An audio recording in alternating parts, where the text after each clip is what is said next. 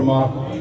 یا اللہ ان شہداء کے درجات بلند فرما، ان کی قربانیوں کو قبول فرما، ان کو جنت الفردوس میں جگہ عطا فرما. یا اللہ اس کشمیر کی دھرتی کو قائم دائم رکھ.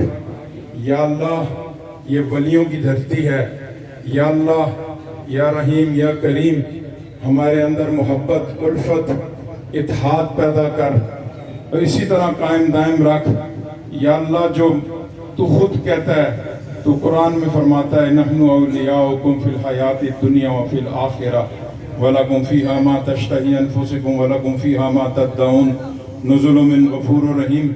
اللہ رب العزت صرف اور صرف مخلوق کو جو راضی رکھتا ہے اور مخلوق کی جو خدمت کرتا ہے، اللہ پاک اس کا دوست ہے، اس کو اپنا دوست بناتا ہے. یہ آج جو ہمیں کامیابی ملی ہے، کامرانی ملی ہے، اس میں ہم سب شامل ہیں.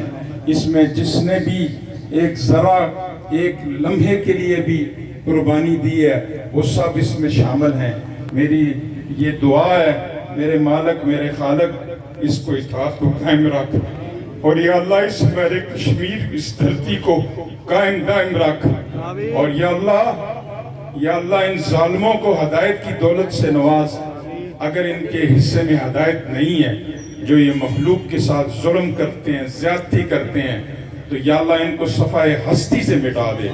یا اللہ ان کو صفائے ہستی سے مٹا دے. میری دعا ہے کہ یا اللہ ان کو ہدایت دے. اگر ہدایت ان کے حصے میں نہیں ہے ان کو مٹا دے.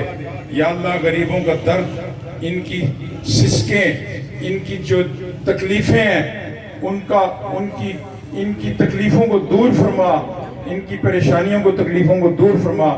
زندہ رخ ایمان کی حالت میں، موت ایمان کی حالت میں دینا، مرتے کلمہ طیبہ نصیب کرنا. اللہم صلی علی محمد وعلی آل محمد کما صلیت علی ابراہیم وعلی آل ابراہیم انکا حمید مجید. اللہم بارک علی محمد وعلی آل محمد کما بارکت علی ابراہیم وعلی آل ابراہیم انکا حمید مجید. سبحان ربک رب العزت عما یصفون وسلام علی المرسلین والحمد للہ رب العالمین.